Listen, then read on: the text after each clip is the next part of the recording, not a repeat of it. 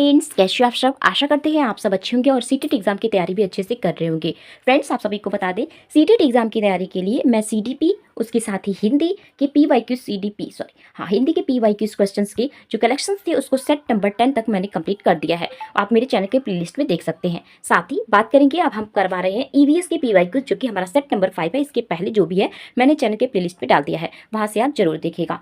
तो स्टार्ट करते हैं। और आप देखेंगे क्रम संख्या तो आप सभी को पहले ही बता दें फ्रेंड्स, 61 से लेकर के 90 तक जो है आप सभी को करने होते हैं जो है ईवीएस का। तो मैं इस क्रम में इसलिए करवा रही हूँ ताकि आप सभी का अभी से प्रैक्टिस हो जाए। तो स्टार्ट करते हैं। चूंकि ये पीवाईक्यूज है तो ये आप सभी को बहुत ज्यादा हेल्प करने वाला है। स्टार्ट करते हैं फ्रेंड्स। खेल जो हम खेलते हैं, प्रकरण के शिक्षण में शिक्षार्थियों की अधिगम भागीदारी के लिए निम्न में से कौन सी शिक्षण युक्ति अधिक प्रभावी होगी। ऑप्शन है विभिन्न खेलों के खेल कार्ड बनाना और उन्हें शिक्षार्थियों को दिखाना।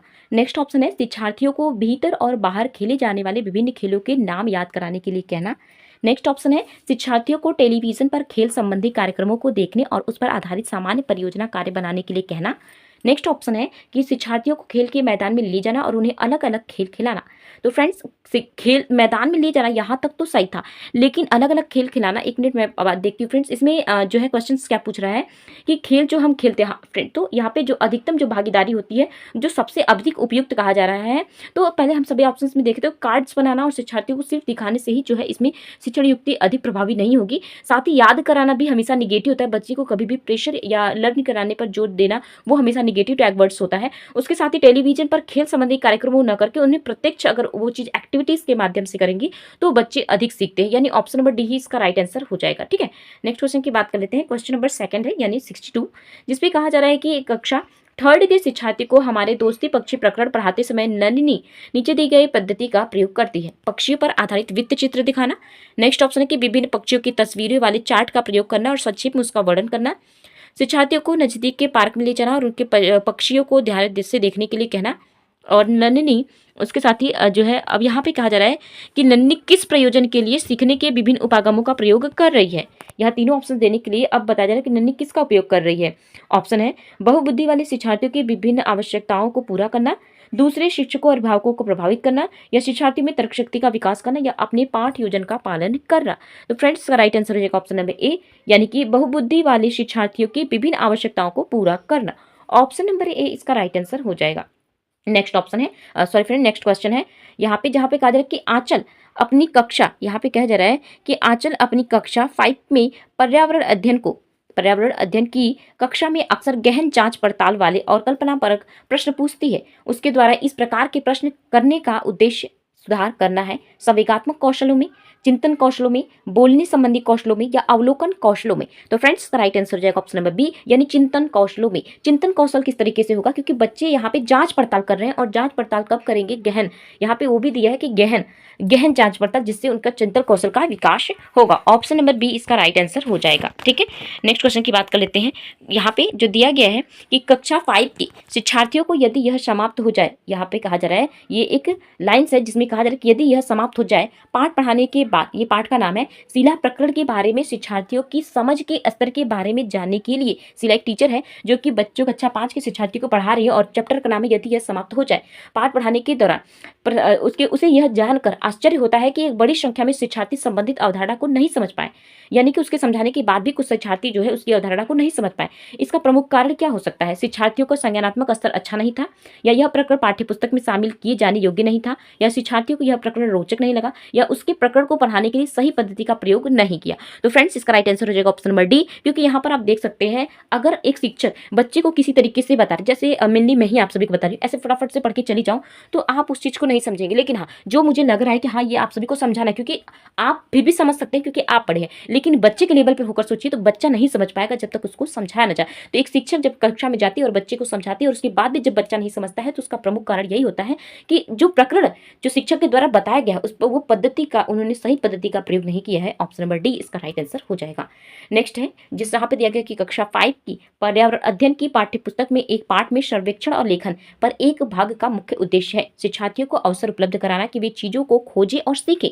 तो फ्रेंड्स, यहाँ पे जो है आपका आंसर मिल चुका है, क्योंकि यहाँ पर यही कह रहा है कि बच्चे को अवसर और खोज जहाँ पर दिया जाए वो हमेशा पॉजिटिव होते हैं। फिर भी हम सारे ऑप्शंस देख लेते हैं। विषय के आधारभूत अवधारणाओं को सीखने में शिक्षार्थियों की मदद करना, या फिर शिक्षार्थियों के व्यवहारिक कौशल में सुधार करना या शिक्षार्थियों का सामान्य जानकारी। और सबसे उपयुक्त जो है मैं फ्रेंड्स ऑप्शन नंबर ए ही, क्योंकि यहाँ पर आप सभी को देखने के लिए मिल जा रहा है कि शिक्षार्थियों को अवसर उपलब्ध कराना, साथ ही साथ उनको खोजे और सीखे जिससे कि उनका माइंड डेवलपमेंट होगा। ऑप्शन नंबर ए इसका राइट आंसर हो जाएगा। ठीक है, नेक्स्ट क्वेश्चन है कि ईवीएम संक्षेपण अर्थ में प्रयुक्त होता है, तो ईवीएम का जो है संक्षेपण रूप क्या होता है, यहाँ पे ये बताना है। ठीक है, तो इसका राइट आंसर हो जाएगा ऑप्शन नंबर सी, क्योंकि सारी चीजें आप सभी को पता ही होगा कि यहाँ पे ईवीएम का जो होता है एनवायरमेंटल स्टडीज इसका राइट आंसर हो जाएगा। ठीक है, नेक्स्ट क्वेश्चन की बात कर लेते हैं कि भारत के मानचित्र में दिल्ली की स्थिति के सापेक्ष हिमाचल प्रदेश की राजधानी शिमला और मध्य प्रदेश की राजधानी भोपाल क्रमशः स्थित है। दिल्ली की, अब यहाँ पे ये चीज बताना है कि दक्षिण पश्चिम और दक्षिण पूर्व में, यहाँ पे अगर आप मानचित्र देखते हैं तो मानचित्र में यही बताया गया है कि यहाँ पे जैसे दिल्ली है और हिमाचल प्रदेश यहाँ है और इसकी राजधानी, तो मध्य प्रदेश की इसकी दिशा में स्थित है वो बताना है। ठीक है फ्रेंड्स, यहाँ पे जो है इसकी स्थिति पूछी जा रही है, तो इसका राइट आंसर हो जाएगा उत्तर पूर्व और उत्तर पश्चिम में। ठीक है, उत्तर पूर्व यहाँ पे मध्य प्रदेश, दिल्ली, हिमाचल प्रदेश। यहाँ पे जो है आप देख सकते हैं मैप में, यह जो आपका उत्तर दिशा होता है ये होता है पूर्व दिशा। ठीक है, ये होता है पश्चिम दिशा और ये होता है दक्षिण दिशा। तो यहाँ पे यही कहा जा रहा है उत्तर पूर्व और उत्तर पश्चिम में स्थित है। ऑप्शन नंबर डी इसका राइट आंसर हो जाएगा।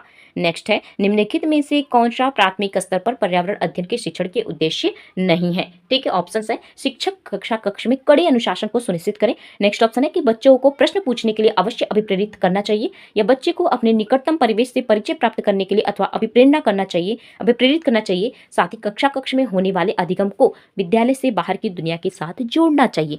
फ्रेंड्स, आप सभी को बता दें यहाँ पे नहीं पूछा है, ये चीज आपको ध्यान में रखना है, कभी भी गलत मत कर दीजिएगा, क्योंकि यहाँ पे जो सबसे ज्यादा गलत है वही बताना है। तो ये तो हमेशा आप सब एनसीएफ जब पढ़ते होंगे तो ये तो हमेशा सही रहता है, तो यानी ये तो आंसर नहीं होगा, यानी अभी तो सही है लेकिन यहाँ पे जो है नहीं पूछा है, तो इसलिए हम इसे गलत कर रहे हैं। ठीक है, बच्चे को अपने निकटतम परिवेश से परिचय प्राप्त करने के लिए अवश्य अभिप्रेरित करें, ये भी सही है। उसके साथ ये भी, यानी कि जो चीज नेगेटिव है, निगेटिव के साथ हमेशा निगेटिव जाना जाता है, क्योंकि कड़े अनुशासन को सुनिश्चित नहीं करना है शिक्षक को, तो ये ऑप्शन गलत हो जाएगा और यहाँ पे नहीं ही पूछा गया है, तो ऑप्शन नंबर ए इसका राइट आंसर हो जाएगा। और ये तीनों आपके जो है सही स्टेटमेंट्स हैं, इसलिए यहाँ पे जो मैं कट की उसको मत जाइएगा, ये देखिए कि ये स्टेटमेंट सही है बट क्वेश्चंस के आंसर हमें खोजना था, इसलिए ऑप्शन नंबर ए इसका राइट आंसर हो जाएगा। नेक्स्ट क्वेश्चन है जहाँ पे दिया गया है कि कोई डॉक्टर एक मरीज को खाने के लिए कुछ दवाइयां लिखता है और साथ ही गुड़, आंवला और हरे पत्तेदार सब्जियां जरूर खाने का सुझाव देता है। यह मरीज किस रोग से पीड़ित होना चाहिए, यानी कि यह रोग जो है किस रोग से, मरीज जो है किस रोग से पीड़ित है वो बात यहाँ पे कहा जाए। तो मियादी बुखार, मलेरिया, एनीमिया या फिर बुखार, तो इसका राइट आंसर हो जाएगा ऑप्शन नंबर सी एनीमिया। शायद ये क्वेश्चन रिपीट हुआ है क्योंकि कल भी सेशन में मैंने ये क्वेश्चन कराया था, तो ये क्वेश्चन देख सकते हैं कि तुरंत ही रिपीट हुआ है। नेक्स्ट अगर बात करेंगे तो निम्नलिखित समूहों में से उस समूह को चुनिए जिसमें खाकर पकाने के तरीके का सही ढंग से यहाँ पे बताया गया है। तो किससे जो है पोषक तत्व नष्ट नहीं होते हैं, यहाँ पे वो चीजें यहाँ पे हम लोग को बतानी है। तो सेक कर, उबाल कर, बेल कर, या बेल कर करेंगे तो बेल कर रोटी कच्ची तो खाएंगे नहीं, तो ये तो गलत हो जाएगा। नेक्स्ट है तल कर, भिगो कर, भून कर और तलेंगे तो फ्रेंड्स हमेशा ऑयल जाएगा और पोषक तत्व नष्ट होने के चांसेस बनते हैं। सेक कर, तल कर, भून कर, ऑप्शन नंबर सी इसका राइट आंसर हो जाएगा। ठीक है, क्योंकि यहाँ पे जो है भिगो कर तो खा सकते हैं बट हल्का सा किसी चीज को सेकेंगे, तलेंगे, ये कह सकते हैं। मैंने सेकंड वाले ऑप्शन में बताया कि तल कर, तो मैं यहाँ पे बताया यहाँ पे तल दिया है तल कर, लेकिन यहाँ पे सेक कर दिया है, ये इसलिए ये ऑप्शन सही हो जाता है। और भून कर, तीनों ऑप्शन जो है सही है, यानी कि सेक कर भी, तल कर भी, भूनकर, ऑप्शन नंबर सी इसका राइट आंसर हो जाएगा। नेक्स्ट है कि रेगिस्तानी ओक, और मैंने ये आप सभी को बताया था कि रेगिस्तानी एक ओक जो है वो ऑस्ट्रेलिया में, ऑप्शन नंबर बी इसका राइट आंसर हो जाएगा। माउंट एवरेस्ट के बारे में सही कथन है, और माउंट एवरेस्ट चूंकि यहाँ पर देख सकते हैं ये स्टेटमेंट्स क्या कहता है, इसके ऑप्शंस क्या है। यह नेपाल का भाग है और इसकी चोटी की ऊंचाई 8,900 मीटर है। यह भारत का भाग है और इसकी ऊंचाई इसकी जो है चोटी की ऊंचाई 9,850 है। साथ ही यह तिब्बत का भाग है और इसकी चोटी की ऊंचाई 9,850 मीटर है। और यह जम्मू कश्मीर का भाग है और इसकी चोटी की ऊंचाई 8,900 मीटर है। तो फ्रेंड्स इसका राइट आंसर हो जाएगा ऑप्शन नंबर ए, यानी यह नेपाल का भाग है। अगर जैसे ही आप नेपाल का भाग देखते आपके सभी ये जो है कट जाते कि भारत का भाग है, तो भारत का भाग नहीं है, यह नेपाल का भाग है और इसकी चोटी जो है 8,900 मीटर है। वर्तमान में इससे चेंज हो चुका है, यह पुराना है, चूंकि मैं PYQ करा रही हूँ वो चीज़ मैं आप सभी को बता रही हूँ। नेक्स्ट है कि कांसा यानी ब्रॉन्ज को दो धातुओं का मिश्रण है। ये दो धातुएं हैं, तांबा और टीन, तांबा और लोहा, एल्यूमिनियम और टीन, और तांबा और जस्ता। तो फ्रेंड्स इसका राइट आंसर हो जाएगा option number C, sorry friends, इसका जो है ऑप्शन नंबर जो है जाएगा ऑप्शन नंबर ए, यानी तांबा और टीन जो है मिलकर बनता है। ठीक है, नेक्स्ट क्वेश्चन की बात कर लेते हैं। नेक्स्ट, कुछ पक्षी हमारी तुलना में 4 गुनी अधिक दूरी तक देख सकते हैं, ये पक्षी कौन है। ऑप्शन है कि बाज, कबूतर, तोता, चील, बाज, गिद्ध। तो फ्रेंड जैसे ही ये ऑप्शन आया होगा आपके मन में आ जाएगा कि चील, बाज और गिद्ध जो है सेम एक ही होते हैं। तो ऐसा ही फ्रेंड्स अलग अलग होते हैं, कुछ जो है पेड़ की सबसे ऊंची डाल पे बैठते हैं, कुछ हवा में उड़ते हुए, तो कुछ जो है हमारी जो है नज़र से भी 4 गुना अधिक दिखते हैं। तो ये सारे जो लक्षण होते हैं चील, बाघ, गिद्ध सभी में देखने के लिए मिलते हैं। ऑप्शन 20 का राइट आंसर हो जाएगा। नेक्स्ट क्वेश्चन है, सानी कक्षा 5 के शिक्षार्थियों को पोषण पर आधारित प्रकरण से परिचित कराना चाहती है। उन्हें पोषक तत्वों से भरपूर विभिन्न प्रकार के भोजन के उदाहरण देने चाहिए। विभिन्न प्रकार के भोजन को प्रदर्शित करने वाले चार्ट का प्रयोग करना चाहिए। नेक्स्ट ऑप्शन है कि शिक्षार्थियों से कहना चाहिए कि वे अपने अपने टिफिन बॉक्स खोले, उसके तत्वों का अवलोकन करें और उसके बाद उन्हें व्याख्या करनी चाहिए। नेक्स्ट ऑप्शन है शामपट पर पाचन तंत्र का आरेख बनाना चाहिए। तो इसका राइट आंसर हो जाएगा ऑप्शन नंबर सी, यानी शिक्षार्थियों से कहना चाहिए कि वे अपने अपने टिफिन बॉक्स खोले, उसके तत्वों का अवलोकन करें, उसके बाद उसकी व्याख्या करनी चाहिए। नेक्स्ट क्वेश्चन है कि निम्न में से कौन सा पर्यावरण की कक्षा में रूपात्मक आकलन को समुचित कार्य नहीं है। यहाँ पे ऑप्शन क्वेश्चन में कहा गया है नहीं। ऑप्शन दिए गए हैं कि दिए गए प्रयोगात्मक क्रियाकलापों को पूरा करना और अपने अवलोकन को दर्ज करना। नेक्स्ट ऑप्शन है कि दिए गए प्रयोगात्मक प्रारूप के चिन्हांकन वाले आरेख बनाना। नेक्स्ट ऑप्शन है कि जल प्रदूषण की हानियों के बारे में चर्चा करना। हाँ। नेक्स्ट ऑप्शन है जल प्रदूषण की हानियों के बारे में चर्चा करना, पाठ में दी गई महत्वपूर्ण शब्दावली की परिभाषा या व्याख्या करना। तो इसका राइट आंसर हो जाएगा ऑप्शन नंबर डी, यानी कि पाठ में दी गई सॉरी फ्रेंड्स, व्याख्या करना जो होता है हमेशा निगेटिव होता है। इसका राइट आंसर हो जाएगा चर्चा करना। जल प्रदूषण की जो हानियां कैसे हो रही हैं उस पर चर्चा करना। ऑप्शन नंबर सी इसका राइट आंसर हो जाएगा। ठीक है, क्योंकि यहाँ पे जो है नहीं पूछा गया है। कभी कभी क्या होता है, हम जो गलती करते हैं वो हमसे भी हो जाती है, आपसे जो होती है, तो वहाँ पे नहीं पूछा गया था और यहाँ पे जो है नहीं के साथ हमेशा नहीं जाएगा। ऑप्शन नंबर सी इसका राइट आंसर हो जाएगा। नेक्स्ट है कि निम्नलिखित पक्षियों में से कौन काफ़ी हद तक अपनी गर्दन पीछे घुमा सकता है। तो यहाँ पे पीछे घुमाने की बात की गई और कुछ पक्षियों को मैंने शायद कल ही बताया था कि जो पक्षी होती है मैना, जो कि आगे पीछे चारों तरफ घुमाती है, लेकिन यहाँ पे साफ साफ कहा गया कि वो अपनी गर्दन जो है काफ़ी पीछे तक घुमाती है, तो वो हो जाएगा उल्लू। ऑप्शन नंबर ए इसका राइट आंसर हो जाएगा। नेक्स्ट है कि ब्रेल लिपि में जो मोटे कागज पर उकेरे हुए बिंदुओं के बने होते हैं वह लिपि जो आधारित होती है कितने बिंदु पर, तो 6 बिंदु पर, यानी ऑप्शन नंबर ए इसका राइट आंसर है। नेक्स्ट है कि हमारे देश के नीचे दिए गए कुछ भाग में खाने की चीज़ें और टैपियोका और नारियल, जैसे ही अगर पूरे क्वेश्चंस को आप नहीं पढ़ते हैं लेकिन सिर्फ इतना ही पढ़ लेते हैं टैपियोका और नारियल, तो इस क्वेश्चंस को सॉल्व किया जा सकता है, क्योंकि यहाँ पे साफ साफ टैपियोका और नारियल की बात की गई है। और आप सभी को इसके बारे में पता होगा कि जो टैपियोका और नारियल होता है वो हमेशा जो है गोवा में खाया जाता है, वहाँ के लोग उपयोग करते हैं, यानी ऑप्शन नंबर बी इसका राइट आंसर हो जाएगा। वहाँ पे जो है घर के आंगन में ही टैपियोका और नारियल जैसे खाने की चीज़ों को उगाया जाता है।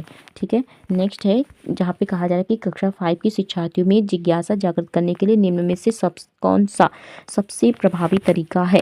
ऑप्शन है कि लिखित कार्य में उन्हें अधिक अभ्यास देना है, और यहाँ पे जो है कभी भी बच्चे को व्यस्त रखना नहीं है, उनको अवसर देना है और अक्सर देखना है कि जिससे वो जांच पड़ताल कर सके, गहन अध्ययन कर सके।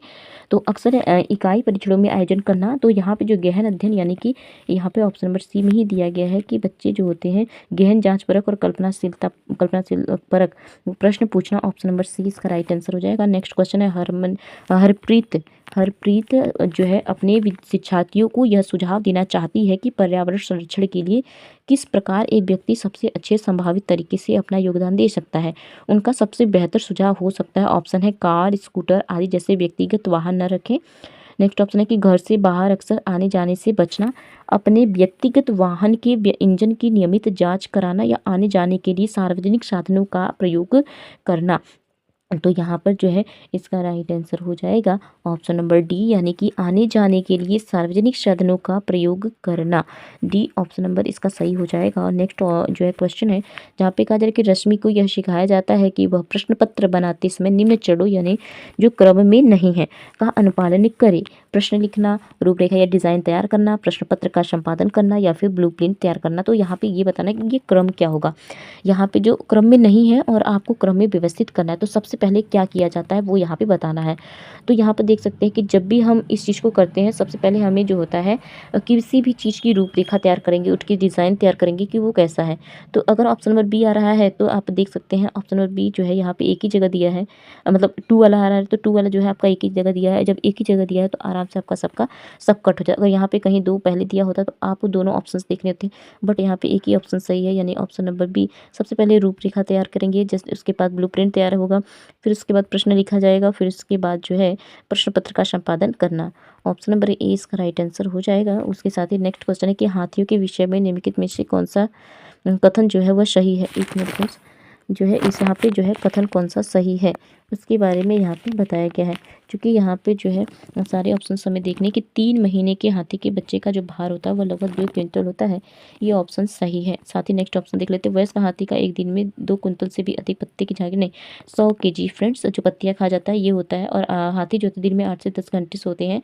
और ये तीनों स्टेटमेंट्स गलत है और ऑप्शन नंबर ए इसका राइट आंसर हो जाएगा। ठीक है, नेक्स्ट है कि यदि 1 महीने के लिए बिजली न हो तो हमारे जीवन किस प्रकार प्रभावित होगा। इस प्रश्न को पूछने का उद्देश्य है, यानी जब बच्चे से ये प्रश्न पूछा जाता है तो उसका मुख्य उद्देश्य क्या होता है कि सारे बच्चे अपने अलग अलग जो है वो प्रश्न जवाब देंगे। और कुछ बच्चे ऐसे कहेंगे कि हाँ मुझे जो है गर्मी लगेगी, कुछ क्योंकि छोटे बच्चे स्तर की बात की जा रही है, 1 to 5 के बच्चों की बात की जा रही है। तो कुछ ऐसे कहेंगे, कुछ ऐसे कहेंगे कि हम गर्मी लगेगी तो हम छत पे जाएंगे, कुछ अपने अपने। तो ये क्या होगा, इससे जो है बच्चे की कल्पना शक्ति का विकास होगा, उसके चिंतन कौशल का विकास होगा। ऑप्शन नंबर 20 का राइट आंसर हो जाएगा। उसके साथ ही बिहार यहाँ पे दिया गया है, बिहार राज्य के लोगों के लिए मधुमक्खी जो है यहाँ पे देख सकते हैं मधुमक्खी पालन से संबंधित प्रश्न बना है। पालन शुरू करने से सबसे अच्छी अवधि कौन सी होती है। तो अक्टूबर से दिसंबर जो है इसका जो है उपयुक्त समय होता है, जो कि इस समय मधुमक्खियाँ पालन उपयुक्त होता है। ऑप्शन नंबर सी इसका राइट आंसर हो जाएगा। और नेक्स्ट क्वेश्चन है कि कोई रेलगाड़ी गांधीधाम से 16 जुलाई 2014 को प्रातः 5:15 बजे स्टेशन छोड़कर 18 जुलाई 2014 को प्रातः 4:45 बजे कोइल स्टेशन पर पहुंचती है। रेलगाड़ी द्वारा चली गई दूरी 2649 किमी है। इस रेलगाड़ी की औसत चाल किमी घंटा में लगभग है। ठीक है, तो इसको जो है क्वेश्चंस को सॉल्व करना है। जब हम इस क्वेश्चंस को सॉल्व करेंगे तो इसका राइट आंसर हो जाएगा 56, यानी ऑप्शन नंबर ए इसका राइट आंसर हो जाएगा। ठीक है, पहले यहाँ पे औसत चाल जो है 56 की भी है और कुल लगने वाला जो समय हो गया वो 47.50 घंटा है। और जो कुल दूरी है इनकी हो जाएगी 2649 किमी। औसत चाल है 2649 बटे कर देंगे आप 47.50 यानी 55.76 घंटा, यानी ऑप्शन नंबर 6 यानी 56 मानते हैं। ऑप्शन नंबर 6 का राइट आंसर हो जाएगा, यानी ऑप्शन नंबर ए 56 इसका राइट आंसर हो जाएगा। खेजड़ी वृक्ष के बारे में निम्नलिखित कथनों पर विचार करिए। तो खेजड़ी वृक्ष यह वृक्ष जो है मुख्यतः रेगिस्तानी क्षेत्र में पाया जाता है। इसे अधिक जल की आवश्यकता नहीं होती और यह छायादार वृक्ष है। जिसकी छाया में बच्चे खेलना पसंद करते हैं। यह अपने तने में जल एकत्र करता है। लोग पतले पाइप से इस जल को पीते हैं। तो यहाँ पे जो है कौन कौन से ऑप्शन सही होंगे उसके बारे में यहाँ पे बताना है। तो यहाँ पे पहले ऑप्शन क्या दिया गया है कि यह जो है रेगिस्तानी क्षेत्र में पाया जाता है, ये वाला स्टेटमेंट तो सही है। नेक्स्ट है कि इससे अधिक जल की आवश्यकता नहीं होती है, तो ये भी सही है। उसके साथ ही इसका जो है नेक्स्ट ऑप्शन हो जाएगा, नेक्स्ट ऑप्शन ये छायादार वृक्ष है और इसकी छाया में बच्चे खेलते हैं, ये भी सही है। बट यह अपने तने में जल एकत्र करता है, लोग पतले पाइप से इस जल को पीते हैं, तो ये गलत स्टेटमेंट्स है। और जो सही स्टेटमेंट से सिर्फ वही पूछा गया, तो 1 2 3 यानी 1 2 3 ऑप्शन नंबर डी में दिया गया है। ऑप्शन नंबर डी इसका राइट आंसर हो जाएगा। यहाँ पे जो है आपके क्वेश्चन हो जाते हैं कंप्लीट। आई होप कि आप सभी को सेशन पसंद आया होगा। चैनल पर नहीं है तो चैनल को सब्सक्राइब जरूर कर दीजिएगा। डेली आप सभी को पीवाई क्वेश्चन मिलते रहेंगे। साथ ही अगर आप चाहते हैं सीडीपी के नोट्स, सीडीपी की कम जो है बहुत ही कम समय में आप जो है स्कोर जो अच्छा स्कोर कर सकते हैं सीडीपी में 30 से 30 में कम से कम तो 28+ तो ला ही सकते हैं फ्रेंड्स। तो वो आपका मेरे नोट्स से हो जाएगा। अगर आप चाहते हैं मेरे नोट्स को तो कमेंट सेक्शन में येस जरूर लिखिएगा फ्रेंड्स।